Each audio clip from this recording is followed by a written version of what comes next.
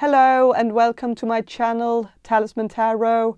In this reading I want to ask the cards and spirit directly through channeling about how your in-laws perceive you, or how your soon-to-be in-laws perceive you. And I have 5 groups here that you can choose from. This will be group number 1, this will be group number 2, this will be group number 3, and this will be group number 4, and this will be group number 5. And so I will ask you to use your intuition and choose the group that speaks to you the most, the group that catches your eye, and that group will be your group. And if you need any more time to choose, you can just pause the video. But if you don't need any more time, then just head down to the description box below and find the timestamp for your particular group and click on that, and your reading should appear in front of you. And while you're down there in the description box below, make sure to check out my guide on how to book a personal reading from me. I love doing personal readings for you guys. It's always a pleasure. So please check that out. But let's focus on this reading right here. Choose your group, and there will also be an image coming up where you can see the decks a little bit more closely. And yeah, I'll see you in your reading.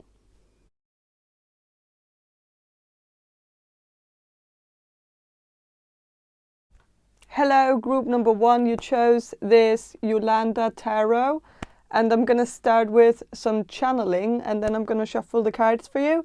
So I'm going to do the channeling now. So Spirit, can you answer this question for group number 1, the people who will choose group number 1? How does group number 1's in-laws perceive group number 1?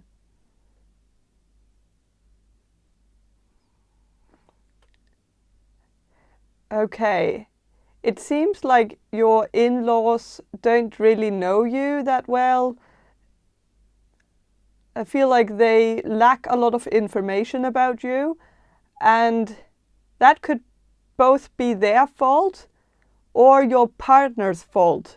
I don't know who is to blame here, but it seems like your partner might not be very good at filling in the blanks, like telling their parents details about you. I think they might not have shared anything about you. Like, I think they have sort of been keeping you slightly hidden from their parents. Like, they haven't really been sharing any of the experiences that they've had with you, or any stories that you've shared, or anything. Like, it's like this person's parents only know, you know, the basics, and maybe not even the basics about you. They might know how old you are, but they might not know anything else. Or they might know where you live or where you come from, but nothing else. And for some of you, I feel like maybe your partner hasn't even told their parents that you exist at all. Like, and this is only if this is like a new relationship. I don't think it's true for those of you who have been with this person for years. Then I don't think this person would have been able to keep it a secret for that long. But I feel like for those of you who have only been dating this person for a few months or something like that, then I think this person might have, you know, forgot to mention that you exist to their parents, which is a little bit of a red flag. I'm not gonna lie. I think it's weird that something like that doesn't just come up naturally in a conversation. Because if you're dating someone, you would want your parents to know about that. But of course, there are some people out there who have very strained relationships with their parents, where they don't share anything with their parents, And so those dynamics, those family dynamics do exist. And so that could be the reason why this person hasn't shared anything about you to their parents or the rest of the family. Like, it seems like this person has been, you know, well, maybe this person is just the silent type. So maybe this person doesn't really share information unless people ask them. Like, maybe this person would have told their parents about you if this person's parents had asked them if they were seeing somebody. Like, but since it might not have been a question that was asked, then this person might not have felt the reason to share. I don't know, but what I'm sensing here is that your parents-in-law don't seem to know much about you, and also the rest of your partner's family seem to know very little about you. And so the perception is that you're more like a mystery, someone that they might have, you know, they might have an idea that maybe you exist, you know. For some of you, the people in your partner's family might have, you know, gotten a clue or a hint that your partner is seeing somebody. So again, it's a very secretive energy. I don't know what this is about, and I don't know why there's this secrecy. I don't know, but I'm gonna shuffle the cards and see what the cards can tell me about your in-laws' view on you, and if the cards even agree with me on this conclusion that I've drawn. So I'm going to shuffle and see what the cards have to say about your in-laws' perception of you. Okay.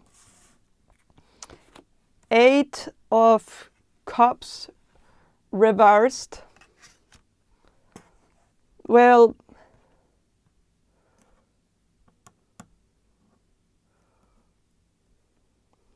Eight of Cups, when it's upright, it is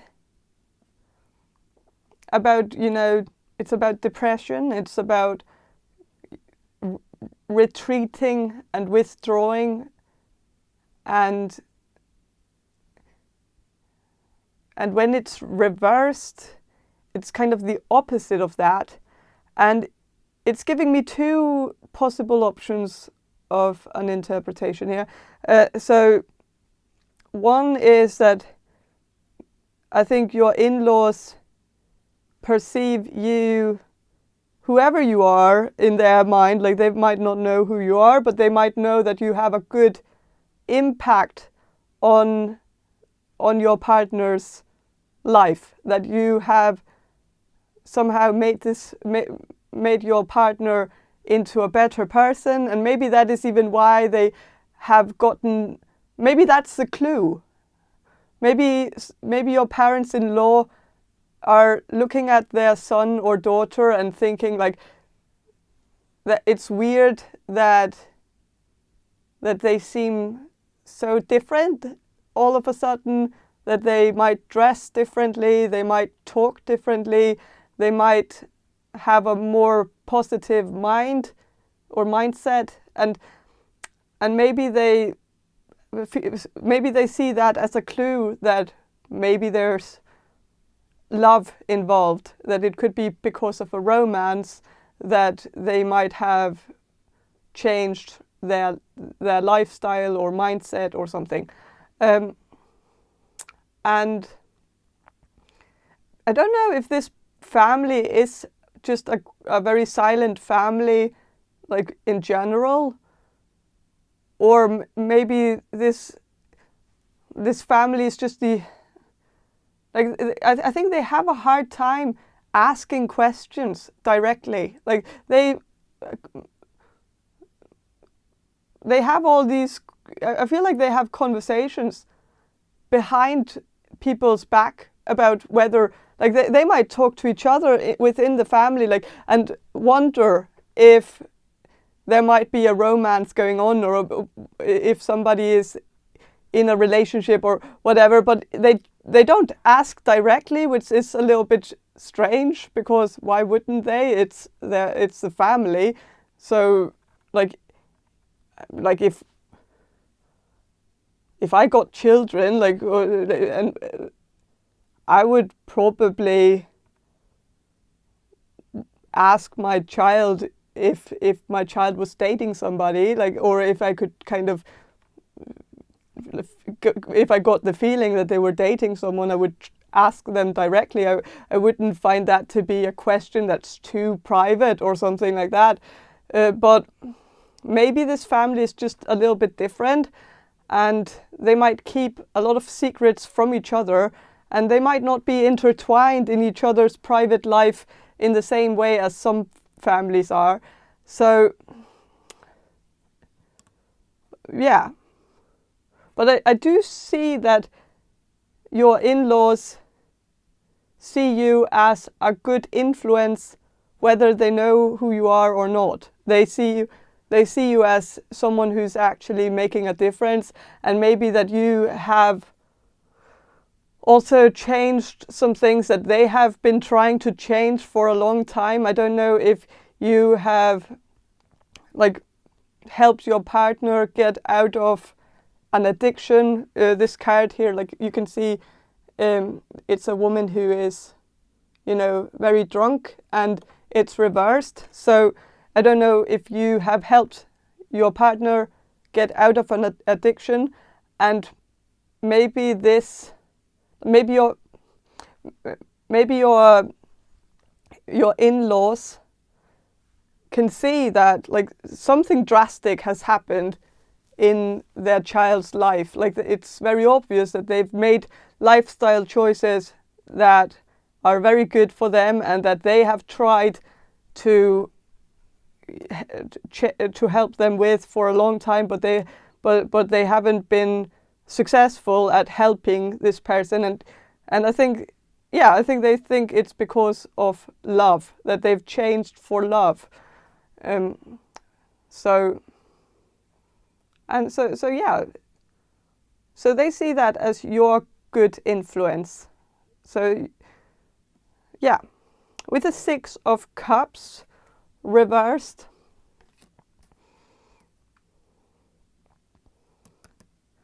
I think they see that there is a mature energy, that you're, for those of you where your in-laws actually know who you are, I think they can see that you have, like, a maturity to you, that you're very mature, and that your maturity also rubs off on your partner. And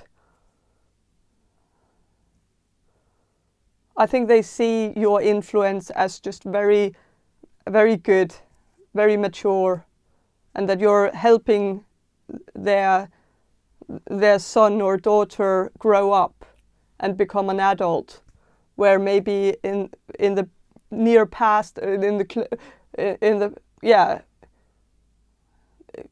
a few months ago, or a year ago, or whatever, this person might have been slightly immature in their behavior, and I think you've somehow been able to get this person back on track, or help them evolve. And I think your in-laws appreciate that. So yeah, I'm going to shuffle some of these Gypsy oracle cards just to get a little bit more information about how your in-laws view you. Love. So they see, they view you as someone someone that your partner is in love with, that they can tell that there is love here, that there is something, like a beautiful connection here. So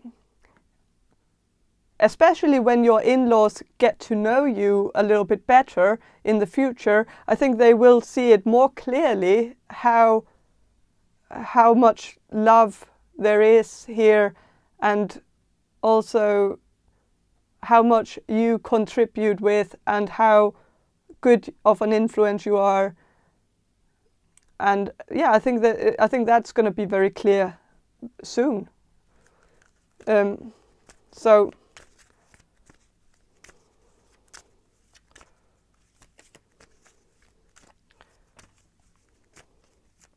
but I'm gonna shuffle some of these. Sorry. I'm gonna shuffle some of these archetype cards just to get a little bit more information on how your in-laws view you, or how they will view you in the near future.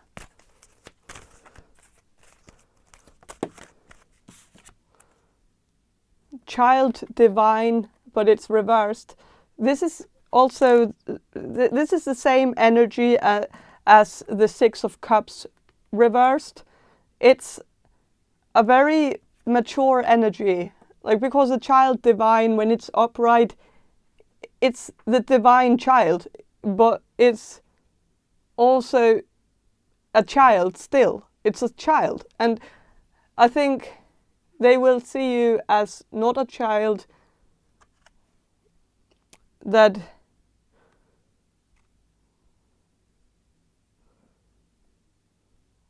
even though the divine is here, but don't focus too much on the word divine, because I don't think that is why this card came through in this reading. I feel like it's mostly that you're the opposite of a child, and that this is a good influence for your partner, who is maybe slightly a child sometimes, like, or might have some childish tendencies. And I think your in-laws will find it to be a blessing that you can come in or get into this person's life and change things around and help this person get back on track. Because I feel like maybe they also, like, they might see you as slightly like a hero or a savior, because, or they will see you this way because you're going to be able to do something that they have failed to do. And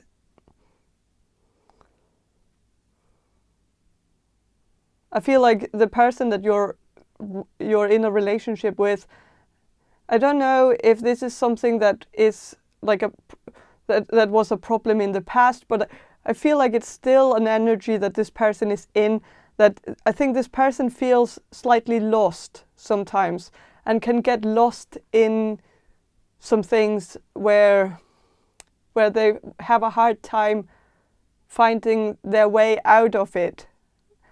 And I think this person has also been very stuck in their life in certain periods of their life. They might have had like 3 years or 4 years in the past where they didn't do anything. They might have had depression, as I said before, and might have suffered from depression. I don't know if you already know this, maybe you do.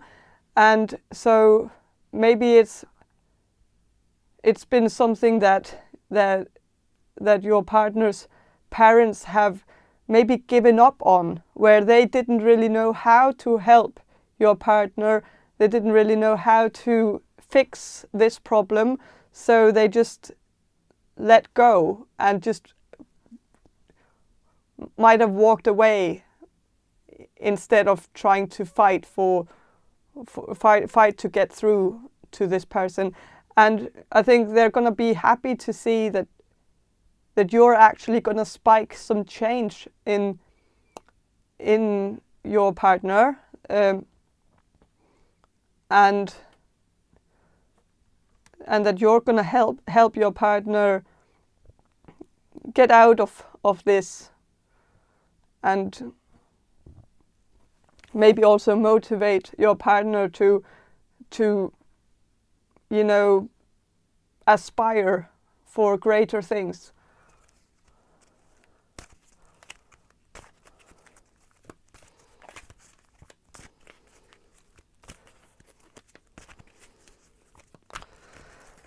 So definitely a good energy.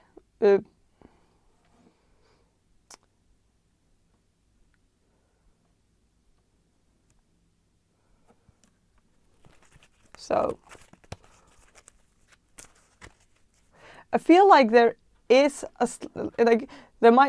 this might be coming from the mother-in-law.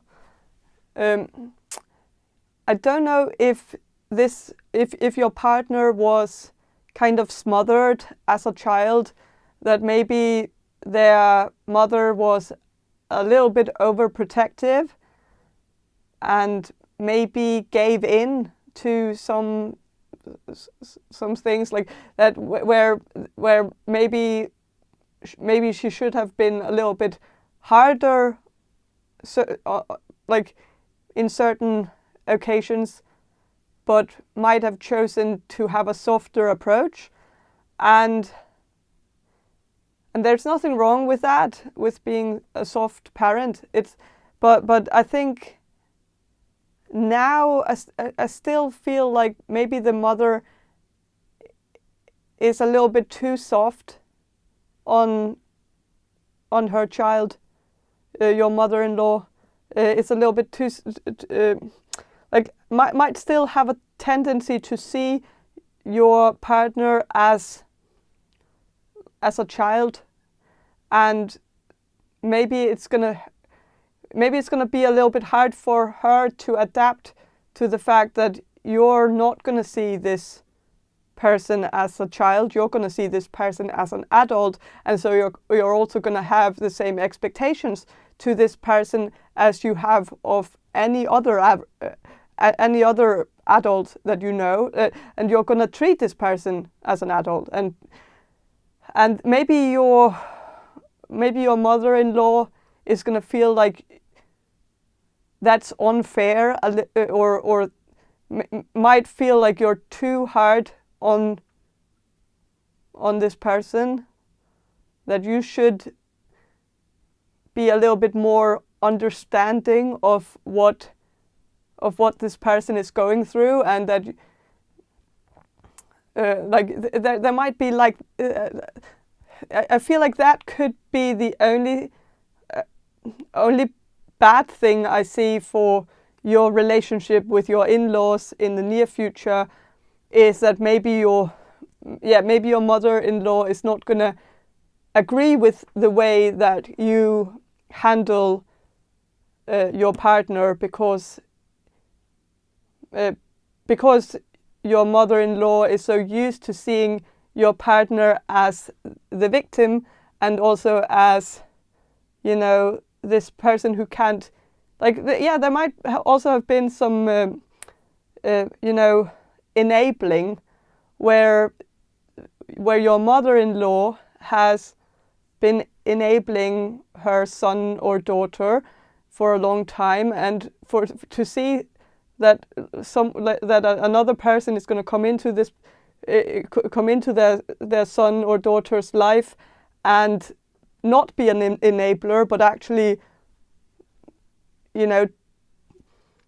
have a little bit more of an iron fist, and be a little bit more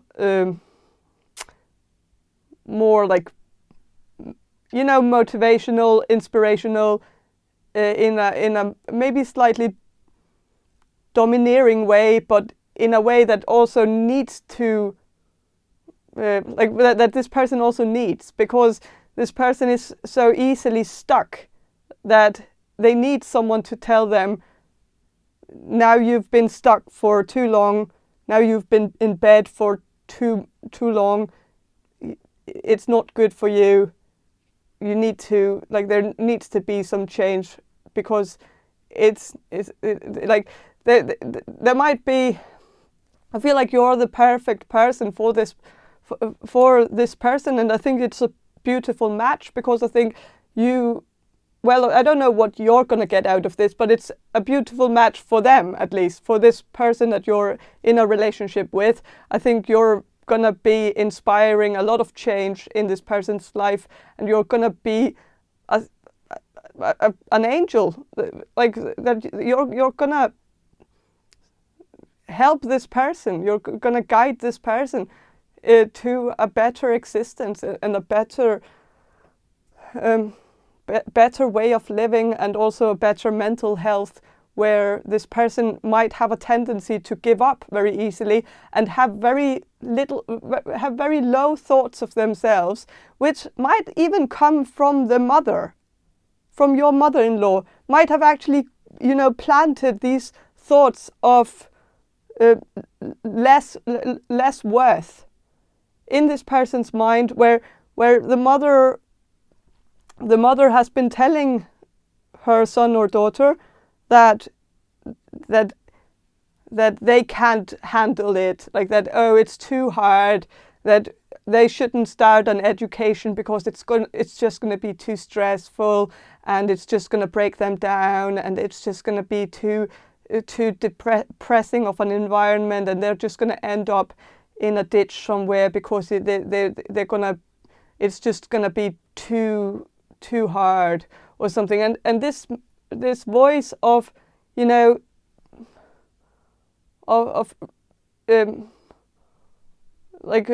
what's it called, I feel like this is just a very toxic kind of comforting, because it is comforting, but it's not building someone up, it's not helping someone, it's actually just causing them to go further down the hole and just be more depressed. And so,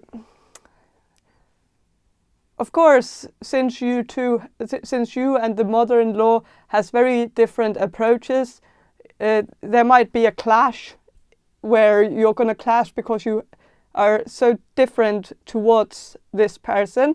But it's all good, because this is just the mother-in-law, and I think the mother-in-law is also going to see how you actually have a good impact on your partner. So she's going to change her mind with time, but I feel like the rest of the family, they're going to be on your team from the start, actually.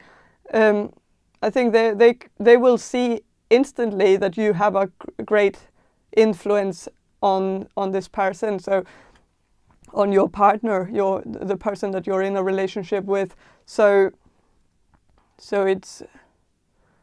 it's really just the mother-in-law that could be a problem. So, but aren't they all? But yeah. But I think that's all I have for you. Group number 1. I hope this reading was helpful. And, another thing, like this actually makes sense slightly, that, okay, like now I'm going to go down another tangent where it's hit or miss. I get it. But I feel like there might be an answer here to the first thing that I was channeling, that I think your partner hasn't told their parents about you, and I think the reason might actually be either because they're afraid that their mother is gonna, like, they may be afraid of their mother's reaction, and maybe also afraid that their mother might get jealous. maybe because this could be like a slightly, I don't know. Well, I feel like that's a little bit hit and miss. I feel like for some of you, it might make sense. For others of you, you're probably not going to make sense of that, and that's okay. And so yeah, but I think that's all I have for you. Group number 1. I hope this reading was helpful, and have a great day. And if you want a personal reading from me, check the description box below. And if you want to subscribe to my channel, please do. And yeah, bye. Hello, group number 2. You chose this Miss Cleo's tarot. And I'm going to start with some channeling. And then I'm going to shuffle the cards for you. So I'm going to do the channeling now. So Spirit, can you answer this question? For group number 2, the people who will choose group number 2. How does group number 2's in-laws perceive group number 2? Okay, they see you as beautiful and handsome and a very dapper dresser if you're a man, also if you're a woman. I think if you're a woman, they see you as very sophisticated and that you dress in a very proper way, that you're not revealing too much, that you keep it, keep it sober, keep it clean. You're very good at letting some things to the imagination. And I think if you're a man, I think I was getting like an image of a tuxedo and a butterfly. And I don't know if you have dressed, in some formal clothing in front of your in-laws, but I think your in-laws thought that was,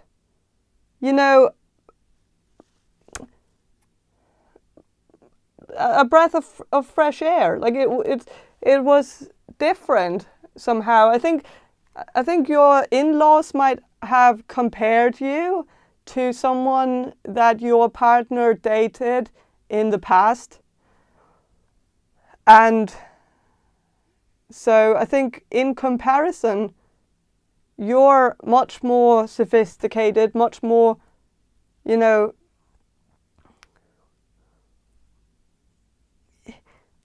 much more posh in some way. And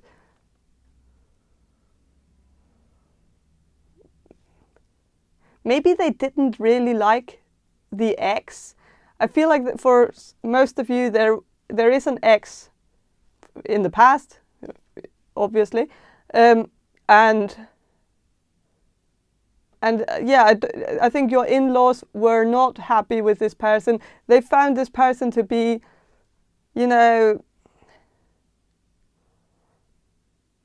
maybe a little bit below what they thought was, what your partner could achieve. I think like where they feel like their child has, scored someone who was higher in the, like, who seemed to be higher up there, like in a higher league. But the previous one was in a lower league, and maybe they felt like that was someone who was a little bit like trailer trash, even though I don't, like, this is something that is coming from your in-laws for some of you, and it's not my word. I wouldn't use a word like trailer trash, because I have utmost respect for people who live in trailer parks. Like, these people are warriors and they make the most of it, and I think that's like, I don't think there's any reason for anyone to judge their way of living. But of course, yeah, I think maybe your in-laws might have used that as you know, a negative word describing your partner's ex, boyfriend or girlfriend. And I think they are just very happy that you seem to be, you know, better off, more wealthy, more like from a higher class, maybe. I don't know why this is that important to them, but I think it's they might feel like they have more in common with you, possibly, and that they might also have been hoped for this for their son or daughter, that their son or daughter would find someone who they could be proud of. But then, like, they had, like, the problem is that your in-laws, your partner's parents, they might have been the reason why your partner broke up with the ex girlfriend or boyfriend. Maybe because your in-laws didn't think that that person was good enough for the family, and that it was a disgrace to the family or something, and they might have been quite dramatic about hating on this person, to the point where your partner just, you know, caved in and ended it so that there would be peace in the family. And of course, when someone has been through something like that, it's no wonder that they will go through a long period of time where they are single, because they probably didn't want to fall in love with anybody in case their family wouldn't approve of that relationship. So yeah, it might have taken your partner a lot of time to find the right one, the person that could fit into the family and would be accepted by the family. And the good thing is that your in-laws definitely accept you. You're definitely in the clear. Like, there's no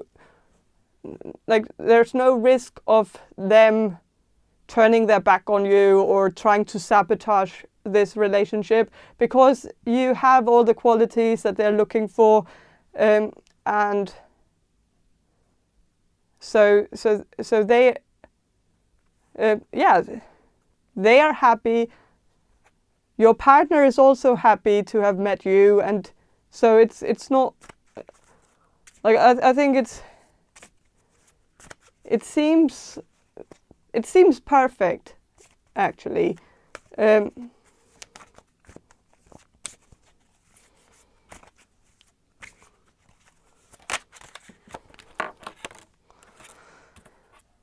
So with the Six of Coins here, well, I think they see you as someone who has means. That they see you as someone who's financially stable. They perceive you as someone who has your life under control. You have everything in balance. You don't seem like the type of person who would do something reckless. Like, you seem to be like a very, you know, a very solid person, someone who's also gonna maybe help their son or daughter to also find some balance financially, and maybe they feel like you can teach their son or daughter to be more, you know, more practical with money, also better at saving up money, maybe. Or so maybe they felt like, you know, the ex I'm not going to keep talking about the ex here, but the ex might have been reckless with money, and that might have been one of the things that your in-laws were terrified of, because maybe your in-laws have, like, they have a very honest opinion possibly of their son or daughter. Like they know that their son or daughter might have certain issues with money and keeping a straight line and maybe being responsible, or maybe has had a track record of maybe not making the best decisions in the past. And so I think they're just happy that now they've found someone who seems more stable, someone that will be a good influence on their son or daughter. I'm going to keep saying son or daughter instead of saying child, because saying that it's their child, it of course it is their child, but it just seems a little bit weird when it's an adult. But I think you would know what I meant by that if you. Sorry, I keep banging the ring light with my foot under the table. I'm sorry that it's shaky, that the image is shaky. I'm sorry, but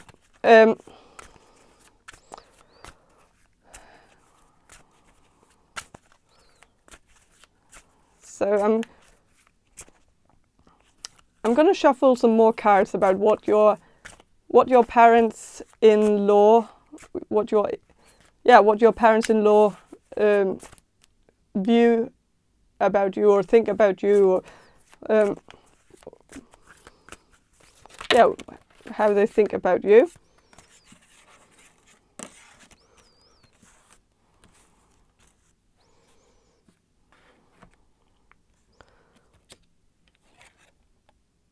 Four of Coins. So they see you as someone who has no problem saving up money. They see you as someone who might be a little bit cheap.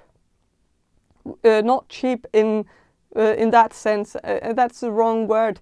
But frugal with money. That you're maybe not someone who is going to spend money on something pointless, and maybe also when it comes to gifts or something like that, you might choose to give gifts that are personal, that you have really thought about, because you want. I feel like you're actually a very good gift giver, but you're not someone who's trying to be flashy or trying to, show off your money by giving really big and expensive gifts. That you're more the type of person who keeps it personal and keeps it within the budget. And I think your parents-in-law actually see that as a good trade that you have. So and they see it as a positive thing. With the three of Wands here,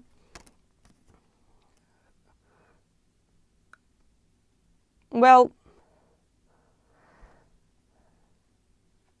I think your parents-in-law are maybe slightly afraid that you're gonna, see this as a conquering, like that you're gonna conquer their son or daughter, and when the chase is over, when you have caged this person and gotten them to,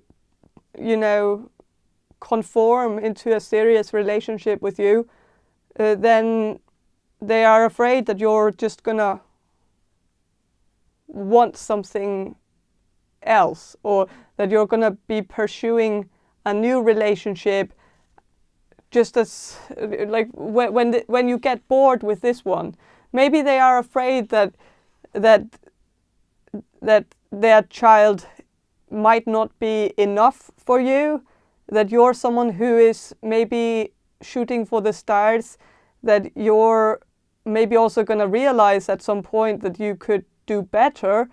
And so maybe there is a fear in their mind that you're going to get bored with this relationship. I don't think they fear that their son or daughter is going to cheat on you. I don't think they have that as an option in their head. I don't think they even think that is a possibility. Like, they don't think that. Also because they feel like, why should their child do that? Because it's like, because again, they feel like they are the one who is lucky to be with you and not the other way around. So, but I think your parents-in-law are maybe afraid that you're maybe going to cheat on their son or daughter, you know. And so it's more like, well, it's I feel like it's a maternal fear. I think it's maybe coming from the mother, that the mother might wonder if this could happen, or like, and I think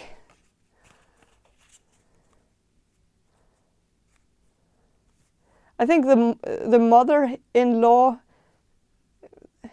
I think the mother-in-law is very good at seeing the flaws of their child, but there is also a part of them of your mother-in-law who sees their child as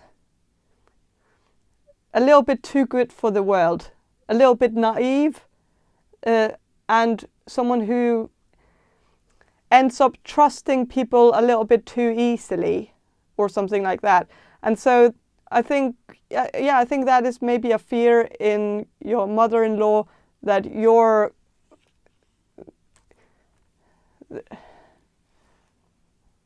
maybe gonna, you know,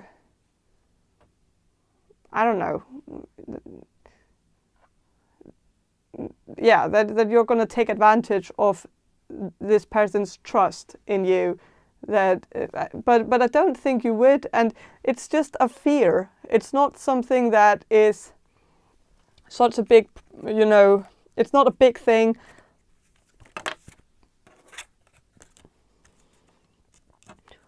So with the servant reversed, I think your in-laws see you as someone who is not a servant. You're not submissive. You're someone who sets the rules. You're not the one who is letting someone walk all over you. And I think they actually find that to be a good thing, that you are not letting anyone play any games with you. You set, like, you're good at setting boundaries. You're good at, you know, preserving yourself, and I think it's like it's a bittersweet thing, where I think maybe one person in your partner's family, it could be the father, it could be the mother, it could be someone else, I don't know, who might see you as the domineering type, and that there's maybe that there's something about you swallowing this person whole. And I don't know, I don't think that's true, but of course anyone can see a strong person who's who sets boundaries, who doesn't take any bullshit, and end up seeing that person as, you know, overly domineering or too much of a feminist if you're a woman, or like that you're I don't know.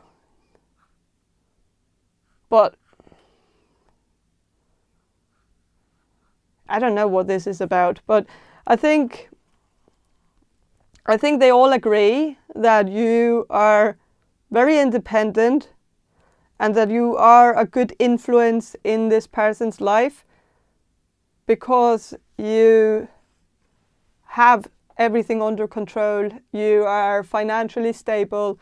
You have your life together in a beautiful way where it's only going to rub off on your partner, and that's just good for them. Like they find that to be a good thing.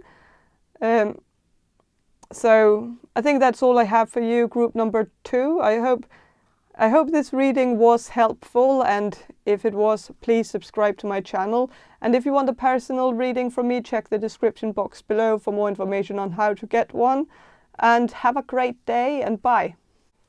Hello, group number 3. You chose the Mermaids Tarot, and I'm going to start with some channeling, and then I'm going to shuffle the cards for you.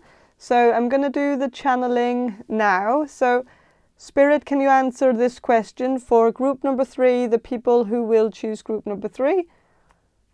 How do group number 3's in-laws perceive group number 3? How do they perceive group number 3?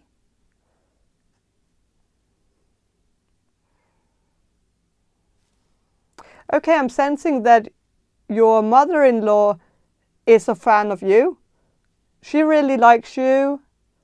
She feels like there couldn't have been a better match than you and her child. Like that you two are a match made in heaven. She's really just rooting for this relationship.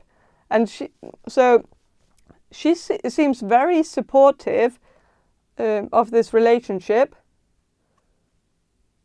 But I feel like the father-in-law is slightly less enthusiastic. Maybe because he's not in the picture. I don't know. I don't know if he's maybe, you know, yeah, a deadbeat dad, or I don't know. But he seems to be less enthusiastic and seems to also have less to say about this relationship. I don't know. I feel like for some of you, he might have a slight, you know, a slight annoyance with you.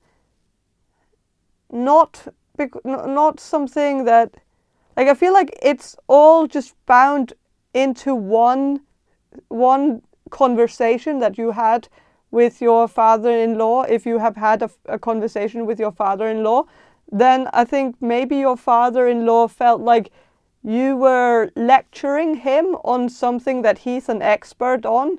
And I think he felt like you were underestimating his intelligence or underestimating his expertise on a certain topic.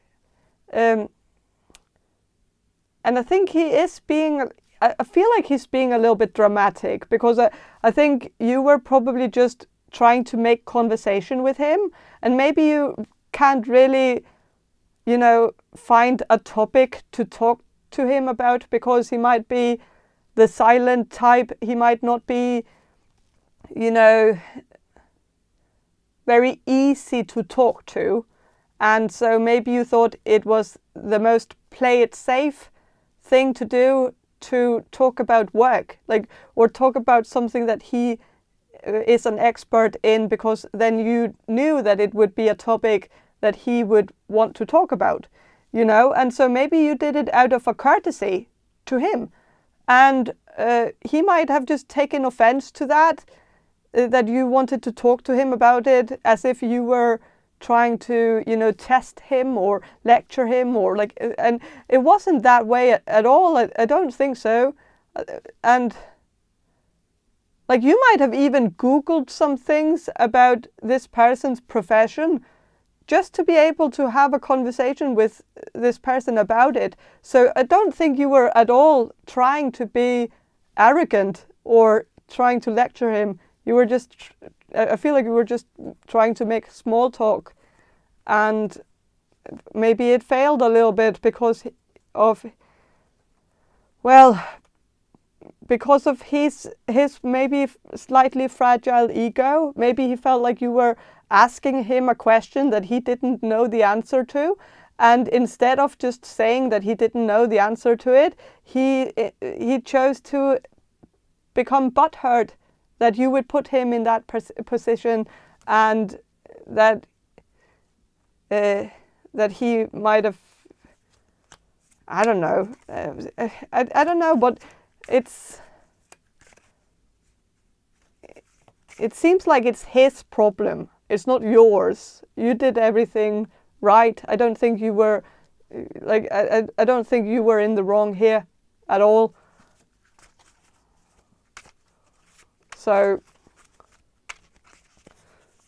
but if this was one of the first conversations that you had with him, I think it might have stuck with him, that he might have, and again, it might have been because he felt embarrassed that he couldn't give you an answer, or that you were talking about something that he hadn't heard about before. And it might have made him feel like he wasn't like in authority, like he had lost some respect from you, like that you put him in that position where he was, in risk of getting a loss of respect, and so he lost respect for you for putting him in a position where he could potentially lose respect, if that makes sense.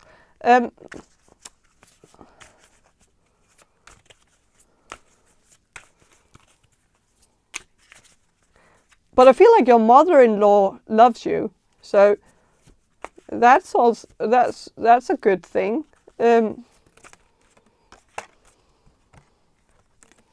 Okay.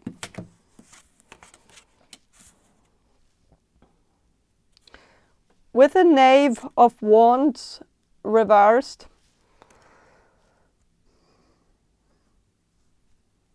well,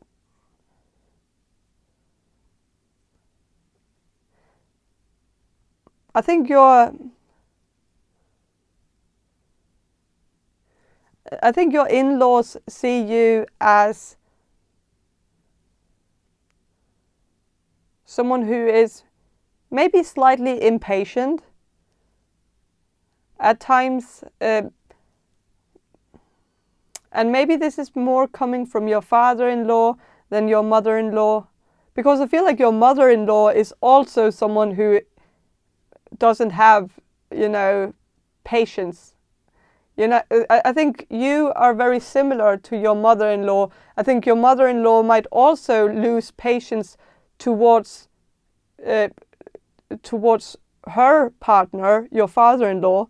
I think sometimes, I think your mother-in-law might also gang up on, she might even see you as someone who she could have on her side, so that she can gang up on your father-in-law with you on her side.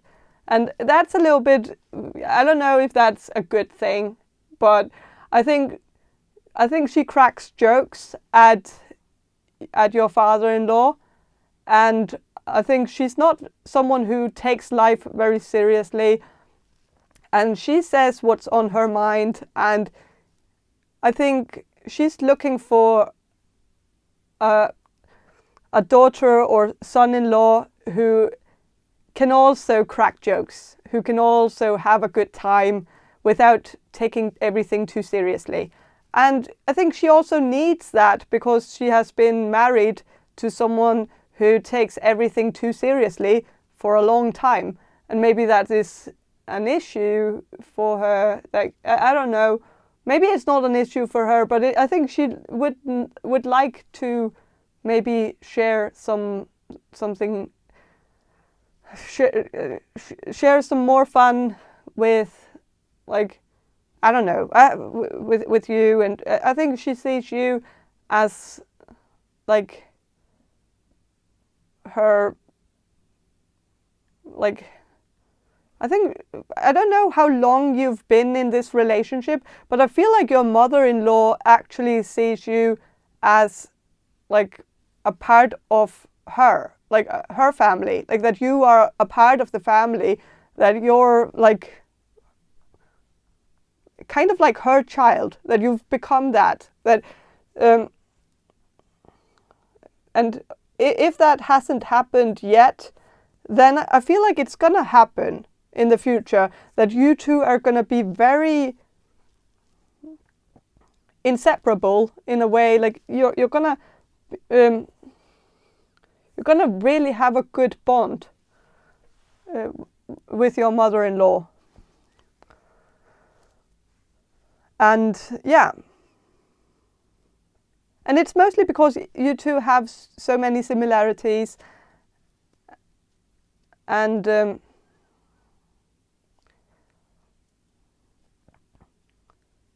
I think your mother-in-law is maybe the type of person who could, end up telling your father-in-law that he needs to wrap it up when he talks about something that might be boring to most people, or when he gets into like a long monologue where he's just talking basically only to himself because everybody else are starting to do other things and like starting to scroll their phones or like. And I don't think people are being rude, but I think it's mostly because maybe your father-in-law, he might have a little bit of an entitled energy when he talks. Like it's like he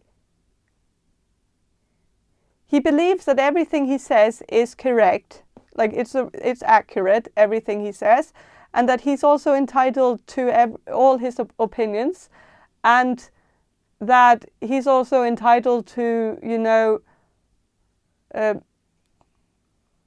to put other people in their place and lecture other people, but they don't like to be lectured. Like he doesn't like to be lectured himself. When someone tries to lecture him, he's gonna get mad over that. But he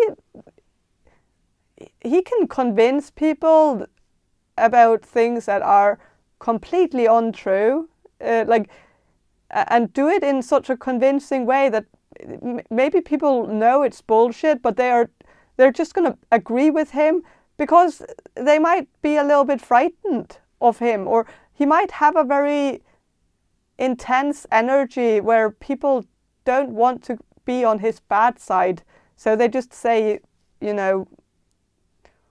whatever, that, or they might. I don't know, but I feel like what I'm sensing here is that in the future you're going to have a really, really solid relationship with your mother-in-law, but your relationship with your father-in-law will probably always be a little bit,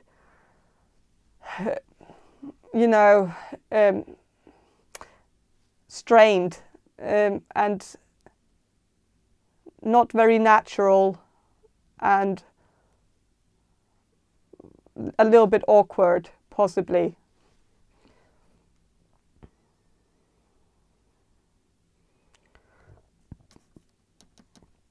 With the Seven of Wands,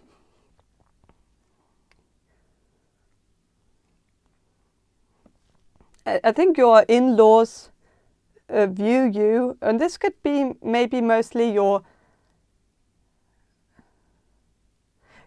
I'm sensing that it's your father-in-law who might view you as someone who is stuck on your high horse. That, and again, like this is a problem here, because he's very arrogant. He's a very cocky person. And he's maybe even slightly narcissistic. I know I'm not supposed to say that, but he does seem to have, like, you know, an entitlement that he doesn't perceive other people to have, like that he's entitled to some things that where he wouldn't allow other people to, you know, behave in the same way towards him as he behaves towards everybody else. It seems like he's not very good at seeing himself from the outside, and I think he ends up, you know, pointing the finger at everybody else for deeds that he does himself. Like, he's gonna point to you as you being arrogant when you are, you know, when you lecture him on something, he's gonna call you arrogant. When he lectures you on something, then it's just, you know, justified. Then it's okay. Like, he can do it, you can't do it. And it could also be the age thing, like if he's from that generation, like or like if he's much older, then he might feel like he gets to be arrogant and cocky because he's maybe, you know, a lot older than you. Of course he is. He's going to be older. He's older than you, and he doesn't want someone who's younger than him to lecture him on something. That he is by default always going to be the smartest person in the room because he's the oldest person in the room. You know, and that's just not how it works like all the time. Like it's, but some people might be very, like, very fixated on that idea that it's the quantity of the time that you've been on the earth that determines your knowledge. It's not the quality of, like, this person. Yeah, this person has had a lot of years on his back, but he's still maybe not spent all those years learning. Like, he might have spent many years just, you know, doing other stuff, and I don't know, whatever. But yeah, I am sensing though that you're gonna feel good in this family. You're gonna feel comfortable because whatever your father-in-law will tell you or say to you, like, it's never gonna hurt you, because there will always be someone who is on your team. Someone who, like, and I feel like it could be your mother-in-law, could be your partner. Like, if they will always have your back and be like putting this person in their place, because they all know that this person is a little bit off, and so they will also reassure you that you shouldn't really take this person that seriously, and whatever they say, that you shouldn't be like, you shouldn't let that get to you or something. So, but I'm going to shuffle some of these archetype cards to get a little bit more information. First of all, I'm going to ask about your mother-in-law, like how your mother-in-law perceives you. God. It's a little bit of an overstatement, but it's good. The light attributes say benevolence and compassion, recognizing the eternal force within yourself and others. So your mother-in-law perceives you in a very positive way. Like, she puts you in high regards, the highest regards even, you know, and sees you as compassionate, and that you're just, you know, one of a kind and special and an angel in her eyes. Like, I think, yeah, I think it's very beautiful. So then I'm also going to ask how your father-in-law perceives you. Yeah, the Fool. Okay, Fool here. Yeah. Again, it's such a fragile ego thing. Like this person, your father-in-law, he has some serious insecurities about his own intelligence. He feels like maybe it's because he hasn't, you know, finished higher education. Maybe he didn't even finish, you know, the lower education. And maybe he has only been to school for, you know, I don't know how many years, but it might not be very much.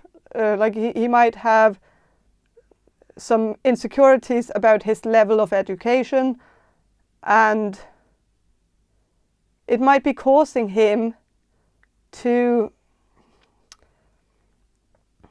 see everybody else as fools out of his own insecurities, because it's like, if you can't win against everybody around you, if you can't win, if you can't outsmart everybody, you could just, you know, call them fools and, you know, act as if there's something wrong with them.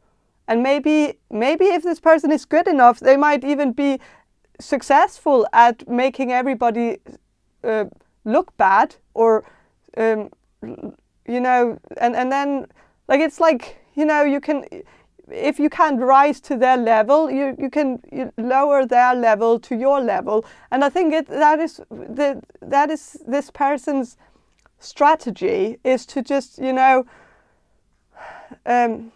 make fun of people or, you know, try to, I don't know. I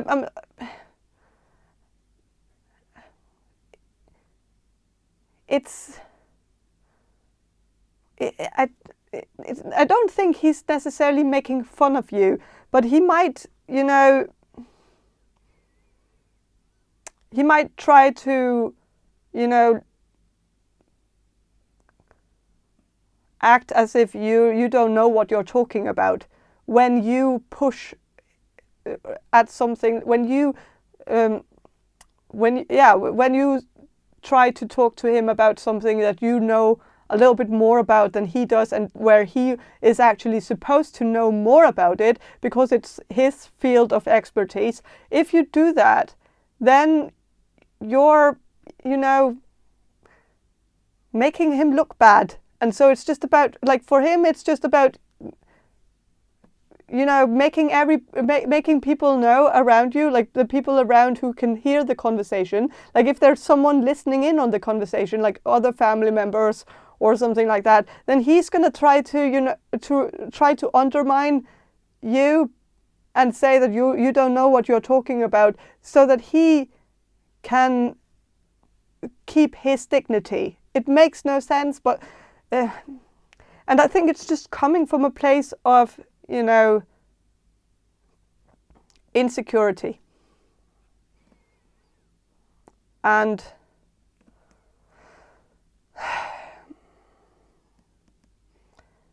but there's also a good thing, because the card here, but even though, like, I wasn't reading the light attributes at first, because it felt like the Fool card, like the Fool thing, it seemed to make sense to me. But the card, it's actually a good enough card, and this could also be what it will develop into when he stops being butthurt over you making him look bad by outsmarting him.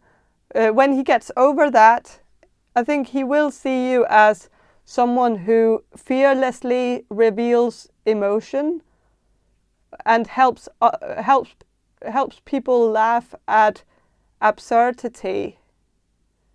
And absurdity and hypocrisy. So, yeah. So that is a good thing. I think he's going to see that you're actually quite funny, and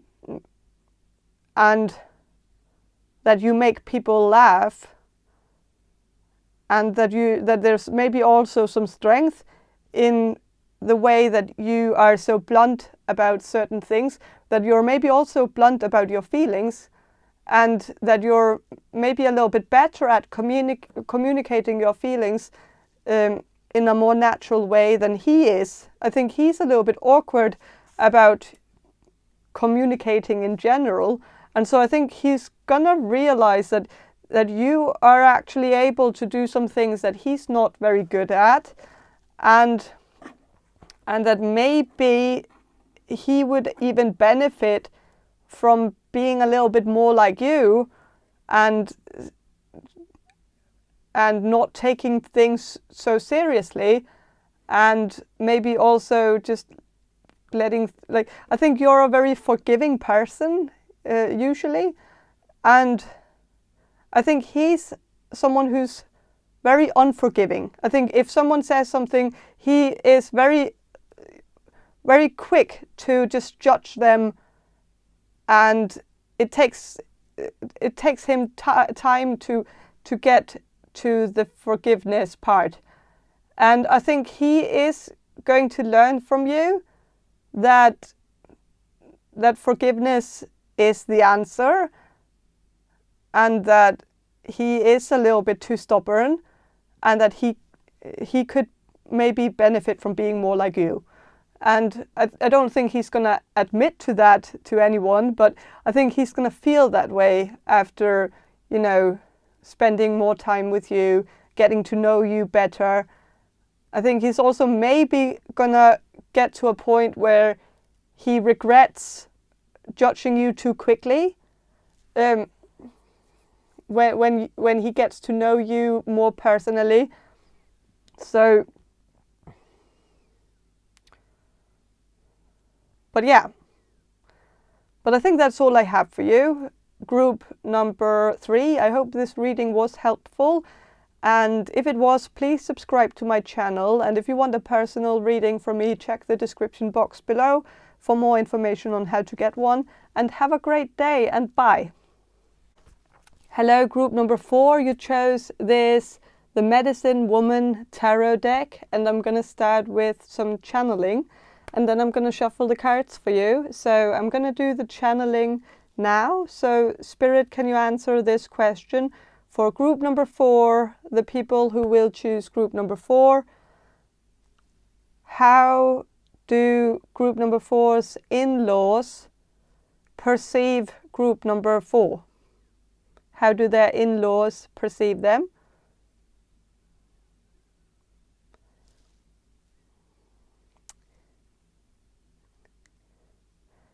Okay. So,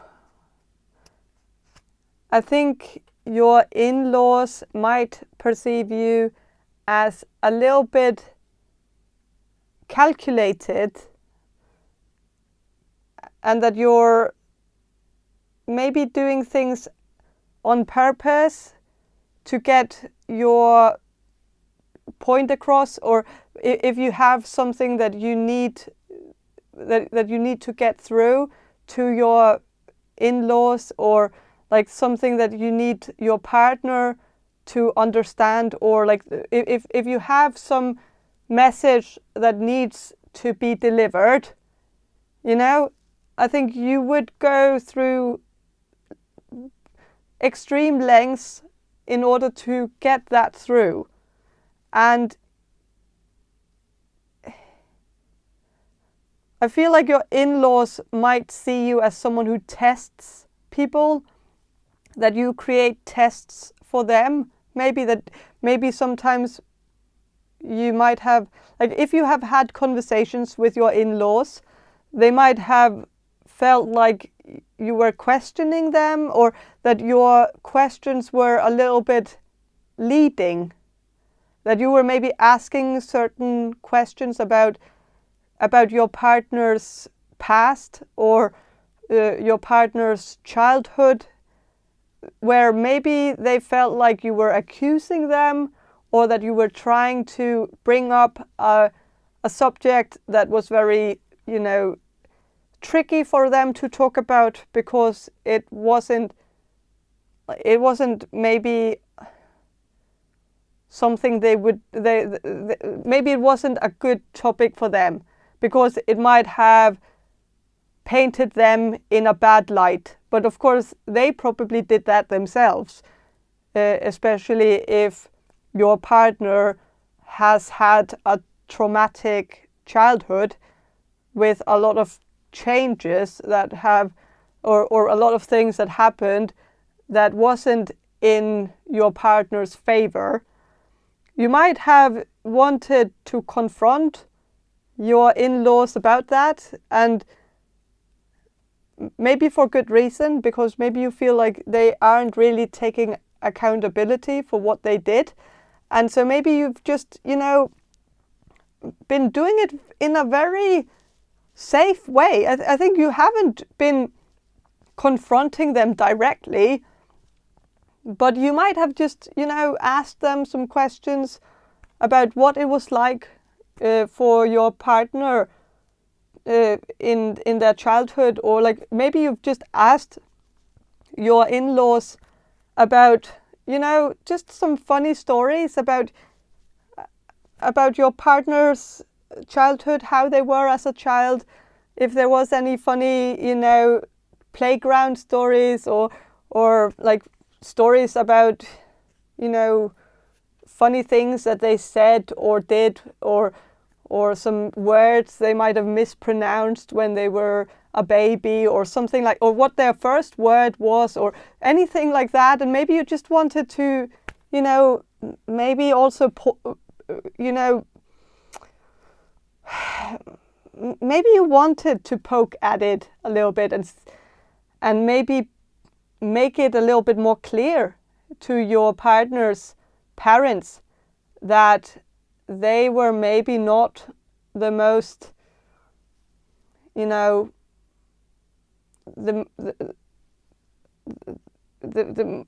maybe that they weren't the best parents, or that they might have been slightly neglective.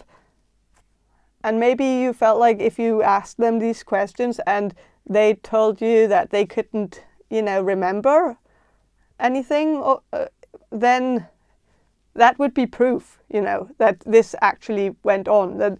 And I get the reasoning behind why you wanted to poke at this, but I think maybe your in-laws felt like you were trying to bring up the past or something. Or maybe, like, if you haven't been having any conversations with your in-laws, if this is a new relationship, then maybe your partner has had conversations with you about their childhood, and maybe talking to you about some of the things that happened might have made your partner realize that certain things were not okay, that they might not have, noticed. Or it might be hard sometimes to realize if your childhood was traumatic before you start talking to someone who actually had a wholesome, good childhood. Because then when you see it in comparison, you realize that, well, something here wasn't right. But I think maybe your partner hasn't had that until now, and maybe now your partner is gaining perspective, and I think it might have made your partner talk to your in-laws, to his or her parents, about their childhood, about what happened, and maybe your in-laws feel like it's coming from you, that you're causing this, that you're the orchestrator of this new interest in what happened in his childhood, his or her childhood. So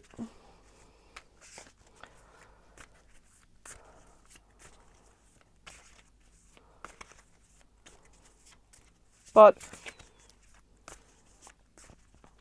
I'm gonna shuffle and see what the cards have to say about how your in-laws view you.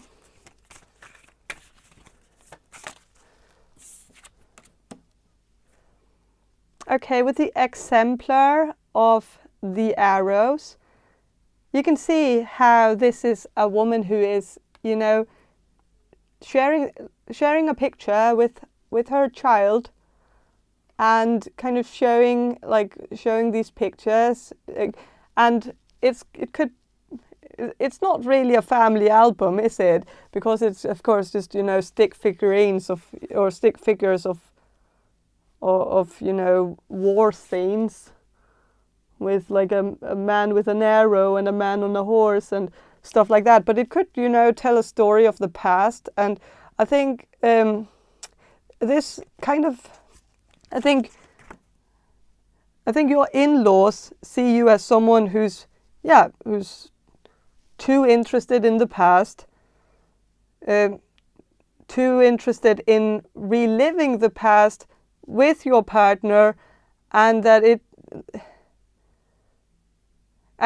maybe they also feel like you're very critical about some of the ways that your in-laws, you know, how your in-laws were parenting your partner in your partner's childhood. That maybe you've mentioned in a conversation that when you have children, or maybe if you already have children right now, maybe you've told your in-laws that you're the type of parent who will always read a bedtime story for your child before your child goes to sleep, and that you want that to be like a constant in your child's life, that this is gonna that this is an important thing, an important ritual. And maybe your in-laws felt like that was criticism towards them, because maybe they didn't do that, or maybe they didn't focus on, you know, reading to their children or to your partner, you know, that they might not really have been that focused on even having any books in the house. And, you know, maybe it kind of hit too close to home, and they might feel like you're wreaking havoc in the family, like you're maybe a troublemaker, that you are someone who's coming into the family and being like this trickster in the family, just, you know, coming in, and then like suddenly everything is upside down.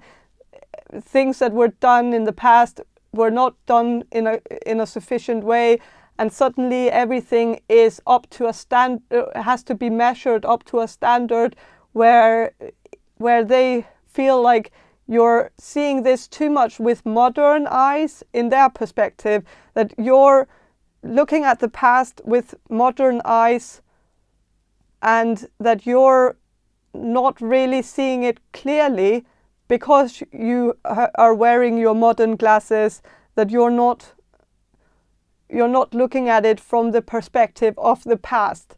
That I think your in-laws feel like they did the right thing in the past because that was the norm. That in the past, parents beat their children and it was okay. In the past, it was okay to lock a child into a room and not allow that child to come out before dinner, or you know, give a punishment that would be considered outrageous today, but I think your in-laws would make a point, or try to make a point, that you would have done the same if you had been in an environment where everyone was doing one thing, and where you would have had to be the rebel in order to change the pace of of what was going on. That you were that they were just doing what their neighbors were doing, what their family members were doing, and they were just imitating the behavior around them, and in their mind they can't see that they have done anything wrong. And so I think they feel like you're manipulating their child to now hate their childhood, that where they feel like before they met you, they were okay with the childhood that they had, and maybe they even feel like you have sabotaged the childhood that their child had by putting this perspective on it, by making their child realize that it was abuse. And that is a crazy way to look at it, but I think in their mind they are entitled to this opinion. But I think what happened to your partner in your partner's childhood was not okay, and I think you are right about this. I think if your partner grew up being scared of their parents and being scared, of punishment and beatings and stuff like that, or if your in-laws put them in danger time and time again, like that's not right. That could have gone horribly wrong. So I think it's okay to poke at that, and I don't think you should take it personally that your in-laws might see you as the enemy, because especially if all of this resonates, then it's hard for them to not see you as the enemy, because if they don't see you as the enemy, then they have to come to terms with the fact that they might have been the enemy, and that's a hard pill to swallow. So it's easier to blame somebody and just blame you for changing their child's perspective of their childhood. It's not something they did. Like it's you who like somehow they can somehow it's easier for them to do it this way, to think of you as the villain. And I don't know if it's going to get easier, but I think it's always very hard when your in-laws have actually, traumatized and maybe even broken your partner, and maybe you're dealing with some issues with your partner where you have to explain that this is a trauma response, and that you've had to pick up the pieces. And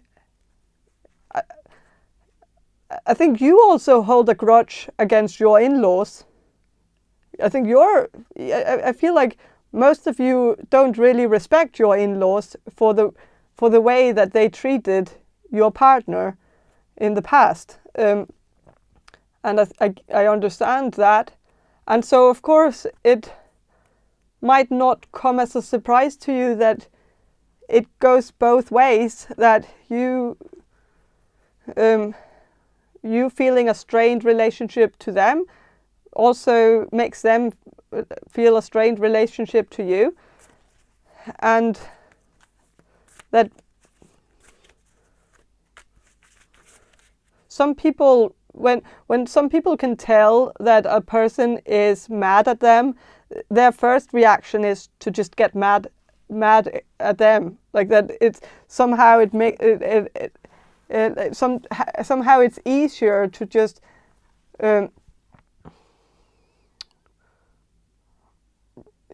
fight not madness, but fight a grudge with a grudge, with a new grudge. Like then you just, then you can both have a grudge instead of, actually fixing the problem. And some people have it easier, just,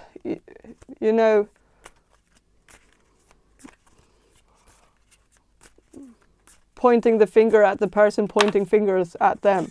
And with the Ace of Arrows,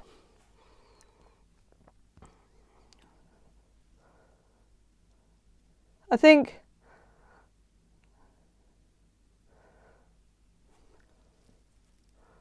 there is an owl here, and there's a wolf howling at the moon. And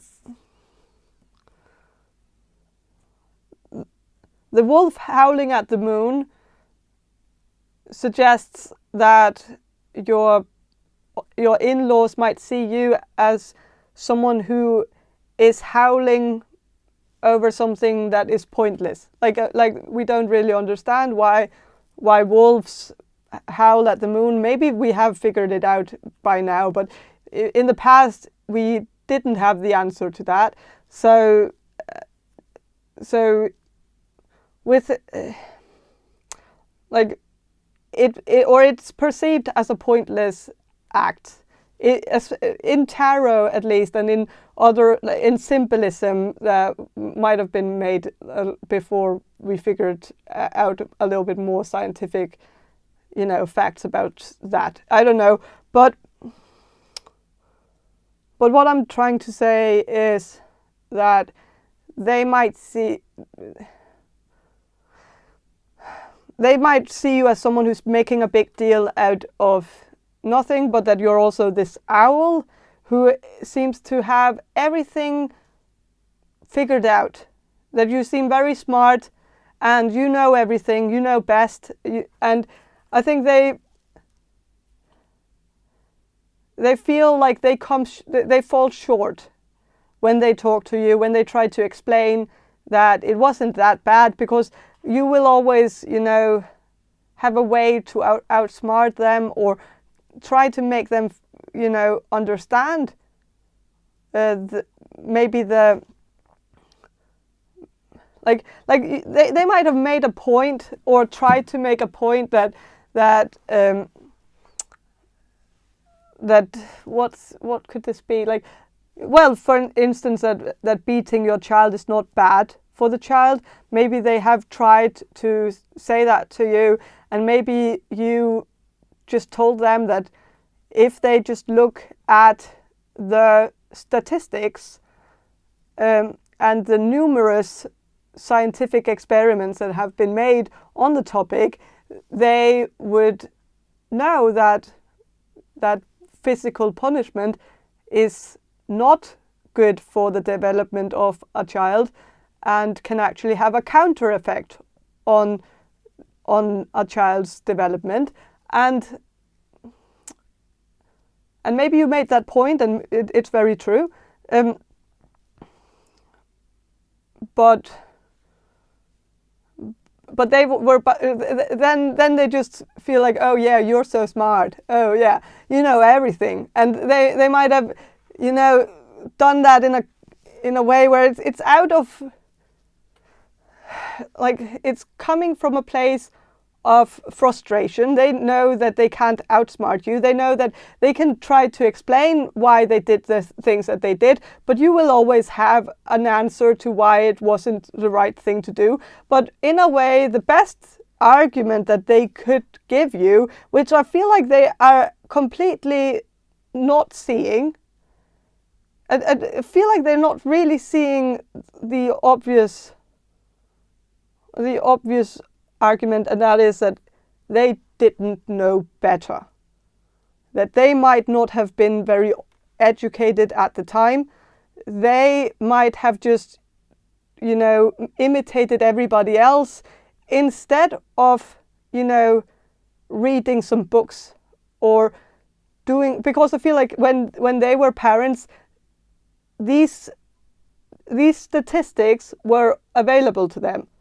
They could also have read this in books if they had been interested. So maybe you've also made that point that this is not new knowledge. It's something we've known for a long time, and so maybe you've tried to say that. But I think they have a hard time just, admitting that they were not very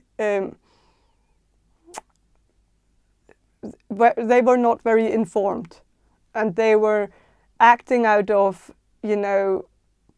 some advice from others that might have not been the best advice, and they made some bad decisions. And I think at the end of the day, it is possibly because they just didn't know, or maybe they knew about it but had enough of other sources in their life that they believed a little bit more, because they were physical beings that were living next door. Like they might have had a feeling like that is more credible than what is written in some book. So yeah,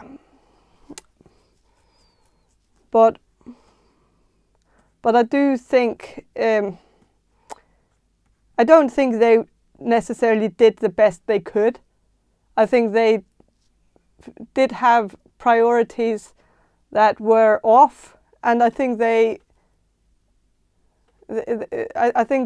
have neglected their child in the past, since they didn't really seem to care about what their actions were doing to the child. And if they had just stopped and looked and realized that what methods they were using were not really working properly, like that it wasn't doing the deed, and that maybe if they had just changed some of their behavior, then maybe things would have been different today. But I think it's hard to get them to admit to any wrongdoing, and maybe that's just not a battle that's worth it, maybe, to keep continuing this. I don't know if it's gonna, end up with an epiphany. I really doubt it. So I don't know.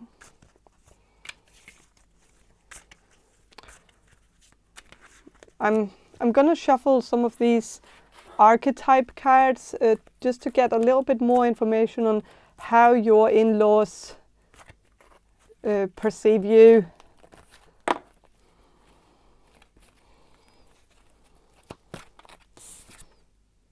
Well, they see you as an athlete. What I see from this is that it's the card says development of personal willpower and strength of spirit. So it's not just about, being an athlete.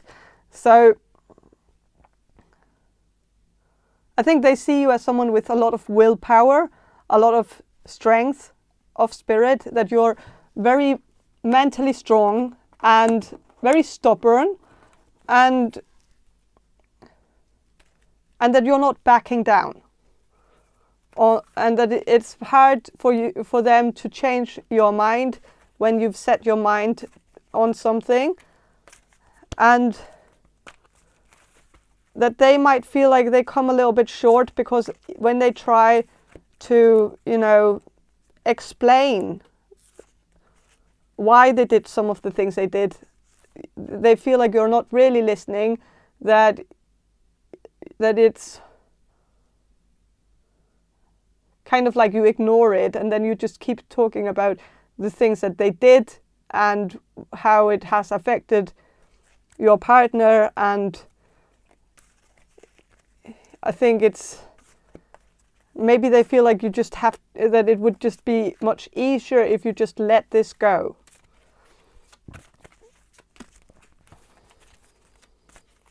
I know it's very specific, and I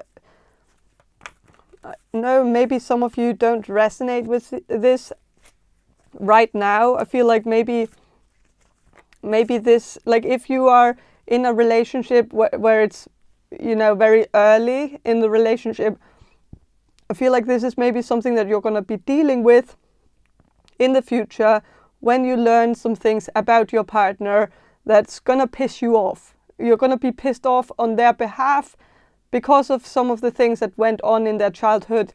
But maybe the advice here for you, if you haven't already had these conversations with your in-laws, maybe this could be advice to just not go there.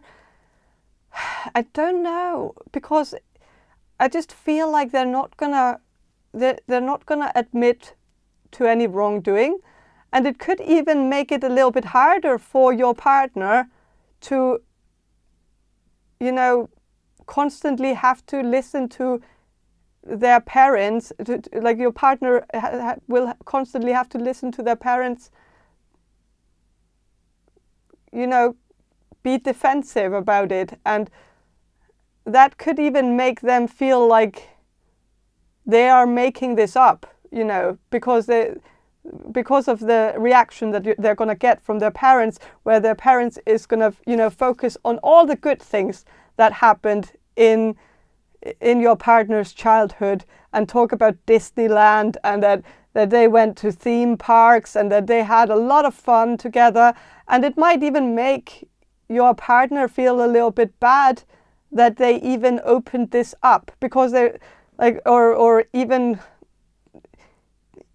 dared to go there, because I think they're going to be gaslighted by their parents into believing that they are just making a big fuss about something that wasn't a big deal. And maybe it could even have a counter effect on them right now to have that fight with their parents, just because I feel like their parents are so stubborn. They would even gaslight their child in order to, even though they can easily see that they have done some damage, they will still not admit to that damage. So, yeah, I don't know.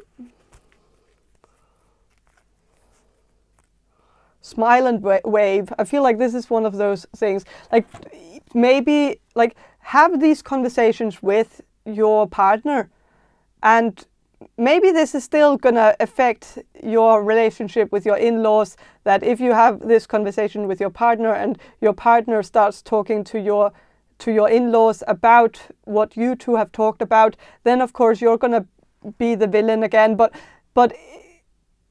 it's maybe better that it's coming from, I don't even know if it's better that it's coming from your partner. Maybe validate your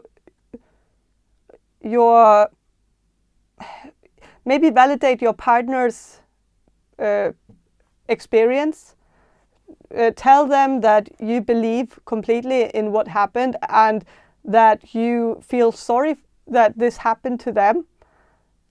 But maybe if this person suggests talking to their parents about this and confronting their parents about this, maybe tell them that they should maybe just not go there. I know that it's maybe not the best advice, but I just feel like it could end up being painful and not the experience that your partner is expecting, that it's gonna be a lot of defensive shit and gaslighting and people not backing down and everybody just getting in, like getting into a big argument about it without really coming to any solution or anything like that. And maybe it's like, maybe it's hard to teach old dogs new tricks, and maybe it's just not something that will be constructive to go deep into. And maybe if you said that to your partner in a way where you still validate their feelings and their experience, but don't where you maybe make a point of not supporting any big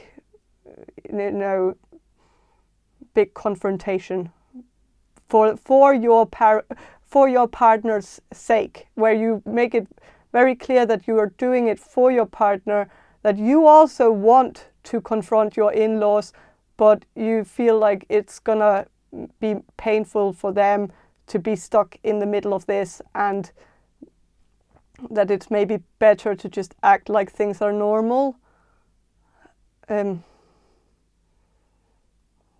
I don't know. And maybe even giving your parents-in-law some kind of opportunity to redeem themselves, or at least try to make it up to your partner by maybe, being there in your partner's adulthood and being like a helping factor in their life now, where they might have not been very present in the past, but maybe now is like, maybe they would be that now, like especially if you two have children, your parents-in-law might want to step up, and maybe you're gonna feel like that you can't really trust them to step up in that sense, and I understand that, but maybe they have a more modern look on it now. Maybe even though they might not admit that they did anything wrong, I don't think they would do it wrong again just because now it's there's I don't know, but maybe at least give them the chance to do it right. So I don't know. It's a delicate thing, and I don't know what to tell you about this. It seems complicated, and yeah. But I think that's all I have for you, group number 4. I hope this reading was helpful, and have a great day, and bye. Hello, group number 5. You chose this Dame Fortune's Wheel Tarot. And I'm going to start with some channeling, and then I'm going to shuffle the cards for you. So I'm going to do the channeling now. So Spirit, can you answer this question for group number 5, the people who will choose group number 5? How do group number 5's in-laws perceive group number 5?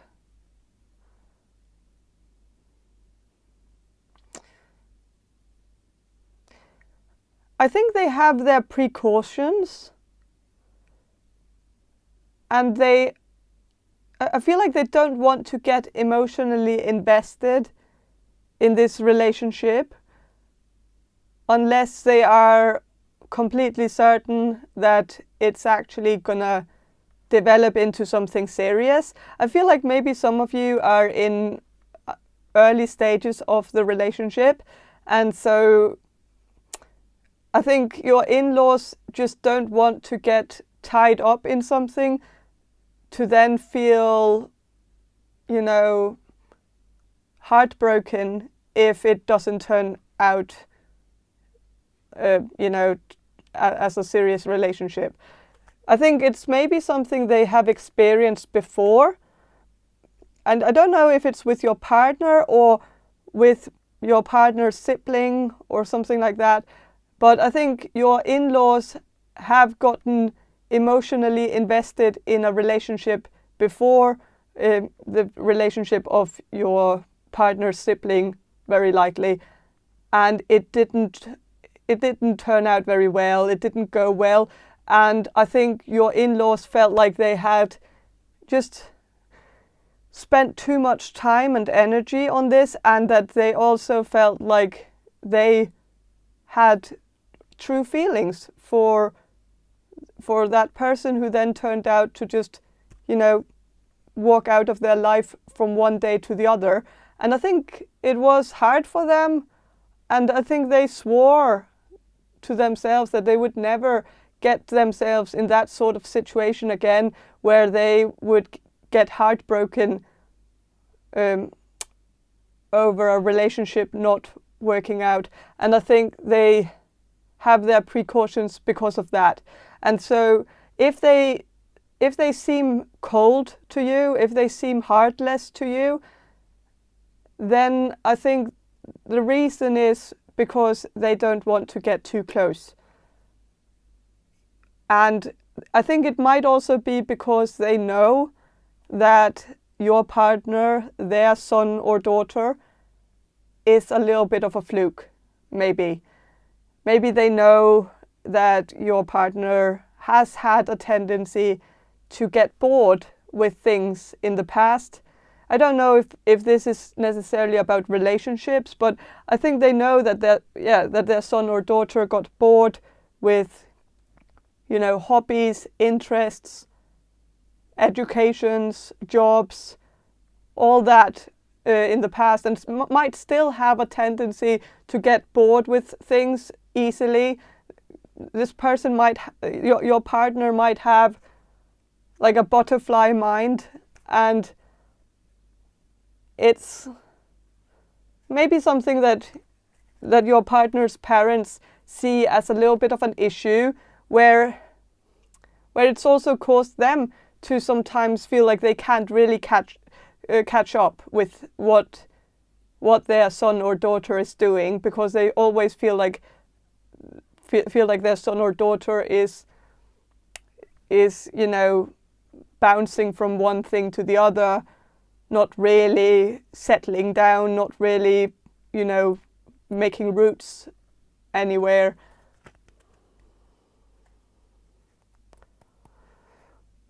They might also have felt like your partner, their child, that this person has had a tendency to move around every time your partner got restless. They just took the decision to just move to another city, as if that would help the problems that they had.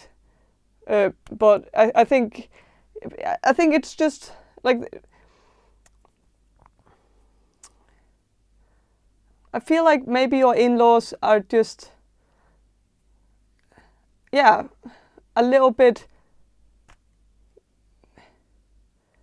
uninterested, in a way where they are uninterested in this relationship because they want to first, see, like in maybe in a few months they might look at this differently. If you two are still together in 4 months or so, then maybe they will see it as serious. But right now it's just like they don't have any proof that this is a serious thing.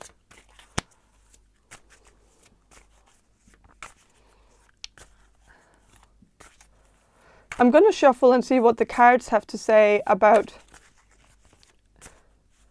how your in-laws perceive you.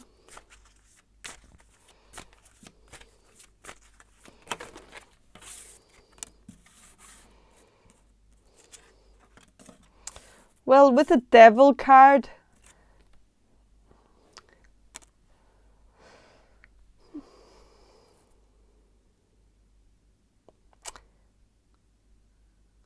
the devil is the embodiment of fear. And I think their perception of you is very much based in fear. They have a fear that this... I think they have just a fear that this won't turn out the way that you hope. Maybe they also feel a little bit awkward that they don't want to spend too much time with you because they know their son or daughter, and they know that this person that you're with right now has a tendency to just, move away out of the blue and just leave their partner with like absolutely no clue why it happened. And maybe they are afraid of kind of facing you in case their child ends up making a boo-boo out of this, like making a kind of fucking this up, And I think in a way they are a little bit tired of taking out their child's trash. And you're not trash, but it's not how I meant it. I meant that like they feel like they have to take the trash because when their child just disappears from one day to the other, the partner or the ex-partner, maybe this was the ex-partner actually, because I'm kind of sensing that this is a fear of history repeating itself. And so maybe your partner had an ex that your partner just abandoned from one day to the other, and then the family had to take care of this, like the parents had to take care of this daughter-in-law or son-in-law who was abandoned, and they had to kind of give a reason and try to make sense of why their child would do such a thing. And so I feel like there's maybe something like that going on, that they are afraid of what their son or daughter might do to you. So and they find it a little bit awkward because they can't really, like, I don't think they are really in control over any of their children's, actions, where it's like, and I think they really wonder what they did wrong, because they really, it seems like something that,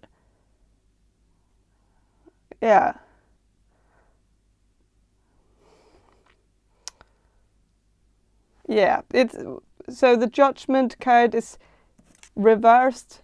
So they don't judge you. They don't judge you for, anything. They don't have anything bad, they don't have anything bad to say about you. They don't have a negative perception of you. They have a possibly a little bit neutral, because they haven't really gotten to know you, and they are trying not to get to know you because it would be too close and it would get awkward if but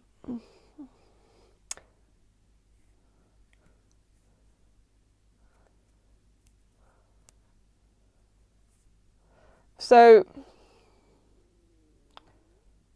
but they don't judge you for anything. Like they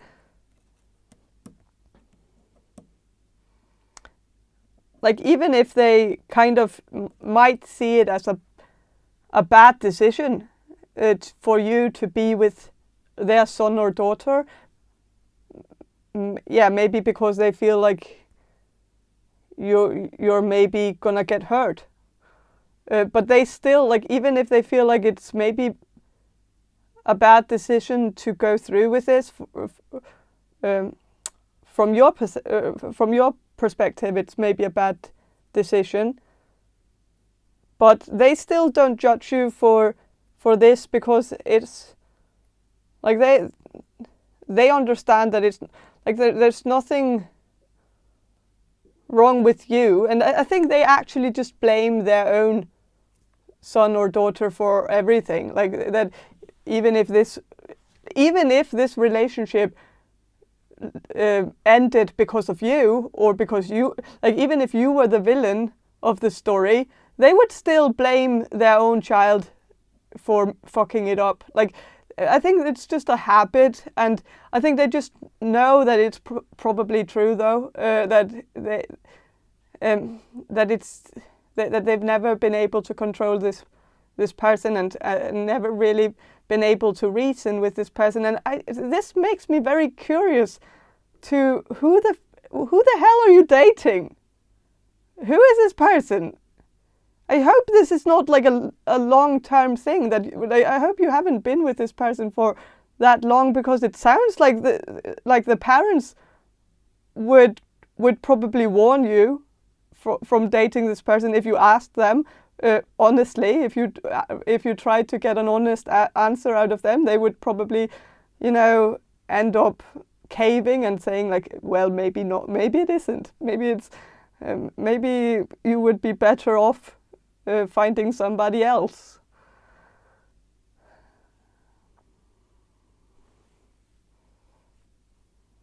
So I don't know. It's very very strange, but because usually parents would want the best for their child, but it seems like I don't know if your partner's parents are just so tired of their child and tired of, having to discipline their child, or having to give them direction in life, and maybe they have just gotten to a point where, there is maybe also another perspective here, or another side of the story here, because maybe if you ask your partner about this, then your partner will probably tell you that their parents have been abusive and possibly a very bad influence in their life. And so maybe that could be the cause, that maybe your partner has parents who never really liked their child, and maybe didn't really like any of their children, were maybe they might have been disappointed in all their children, and felt like all their children ended up as fuck-ups. And of course, growing up in that environment is also, that's toxic. That's not a good environment for a child to grow up in. So I see that there are two sides of this story, but of course in this reading I'm getting the perception and the perspective of the in-laws. And so of course in the beginning I had to side with them, because it's their perception I'm channeling. So now I see that there are two sides, and so this seems very complicated.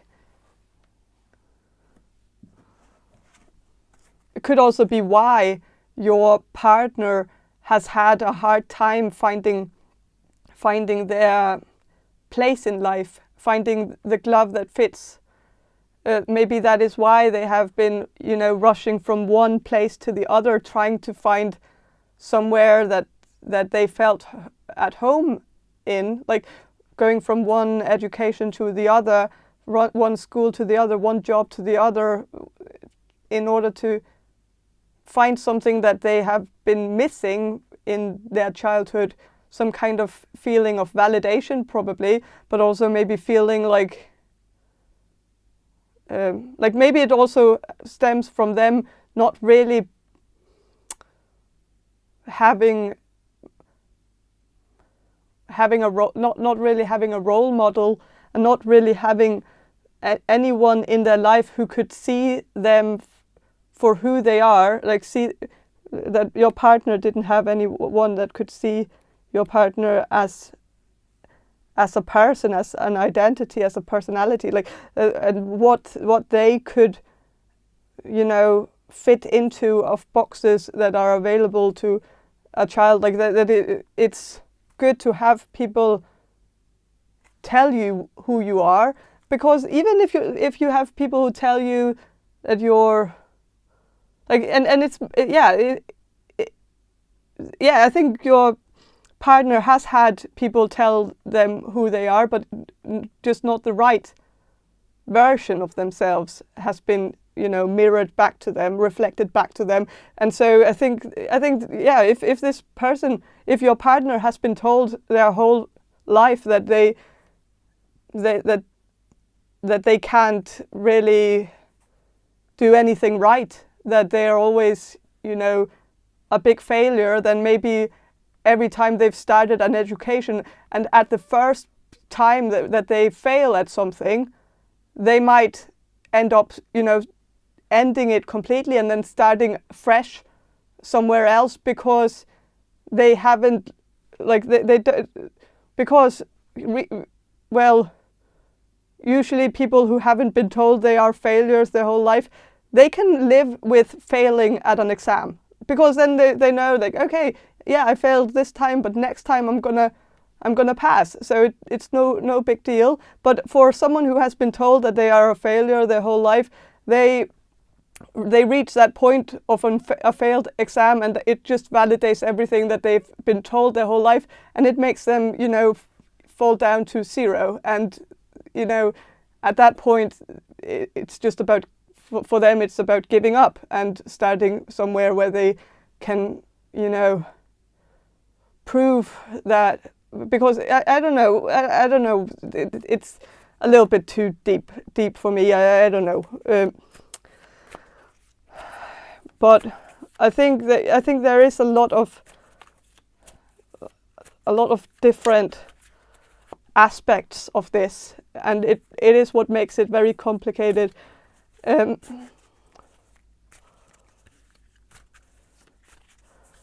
I want to shuffle some more cards about how your in-laws perceive you, as this is of course a question that you're asking, so I want to get more into that.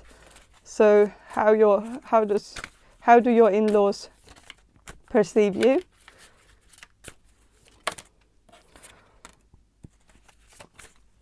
I'm going to shuffle some of these archetype cards as well. So group number 5, how do their in-laws perceive them?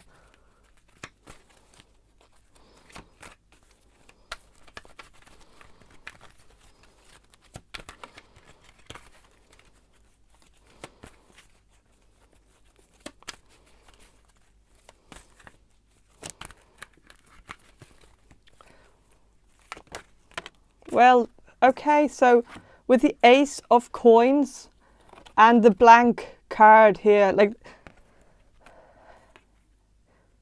Ace of Coins seems like they see you as an opportunity for their child, possibly a good one, possibly even one that they don't deserve, that they see it as maybe a way out of, like, for their child, like a way for them, for their child to maybe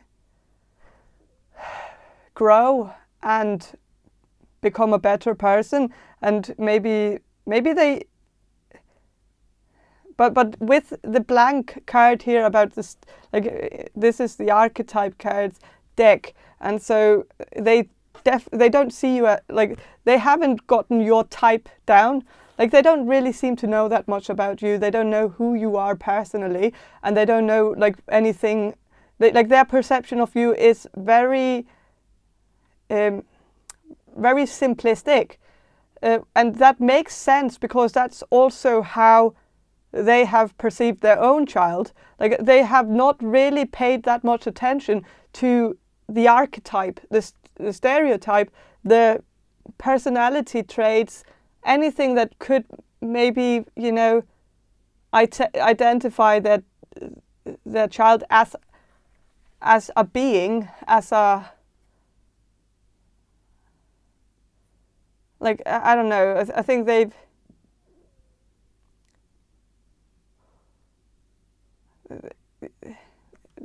I think they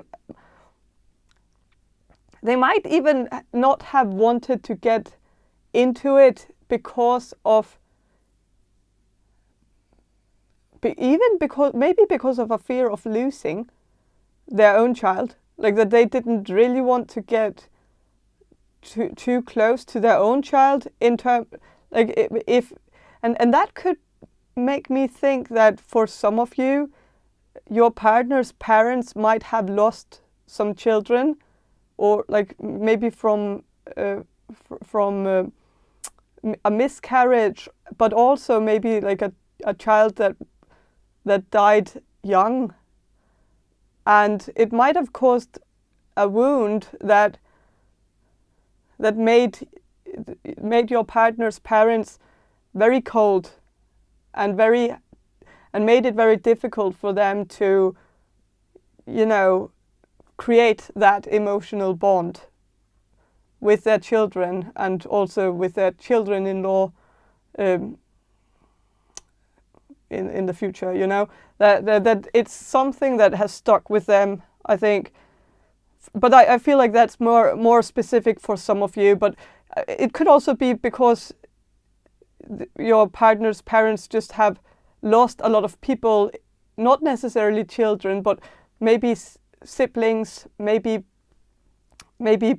their parents young, like maybe they lost their own parents very young, or like they might have just had a life where death was a big theme, and when you experience a lot of funerals, then you don't really, then it makes sense that you don't want to form too deep bonds in case something happens.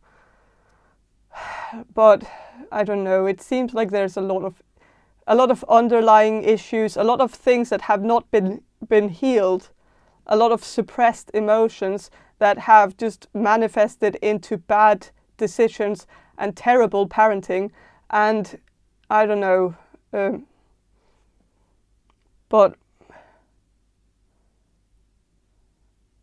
I think they see you like this, like mostly their perception of you is positive and optimistic, but it seems very simple and very like you know, a stick drawing of a person, you know, where like, yeah, both legs are there, both arms are there, it also has a head and, you know, the body, and, you know, but it's very simplistically drawn. It's not like a very detailed, you know, drawing of a professional drawer, like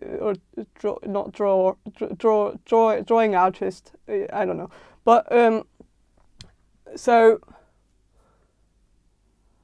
it isn't detailed. Their perception of you lacks a lot of details. There is a lot of things that needs to be filled out, a lot of information that they haven't received, and also they seem to not want to receive that information until it's official or until it's very serious, until this relationship has been made public, official, and has some years or like, I don't know, maybe months on its back, you know.